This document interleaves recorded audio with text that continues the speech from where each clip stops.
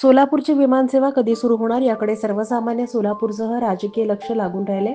जिल्हाधिकारी कुमार आशीर्वाद यांनी विमानसेवा सुरू होण्यासाठी बरेच प्रयत्न केले, परंतु काही तांत्रिक कारणास्तव विमानसेवेसाठी विलंब होतोय। सोलापूरच्या नूतनीकरण केलेल्या विमानतळाचं लोकार्पण देशाचे पंतप्रधान नरेंद्र मोदी यांच्या हस्ते ऑनलाईन पद्धतीनं झालं आणि तेव्हापासून सोलापूरकर विमानसेवेच्या प्रतीक्षेत आहेत। केंद्रीय नागरी उड्डाण राज्यमंत्री मुरलीधर मोहोळ यांनीही सोलापूरची विमानसेवा सुरू करण्यासाठी प्रयत्नशील आहेत। सोमवारी माध्यमांनी जिल्हाधिकारी कुमार आशीर्वाद यांना विमानसेवा संदर्भात विचारले असता त्यांनी माहिती दिली की DGCAने 48 सीटर विमानासाठी परवाना दिला होता, पण आता 72 सीटरच्या विमानासाठी रिसर्टिफिकेशन परवाना मिळण्यासाठी प्रलंबित आहे। यासाठी लागणारे जी कागदपत्र आहेत ते डिसेंबरमध्ये सोलापूर विमानतळ प्रशासनानं DGCA कडे दिलेत।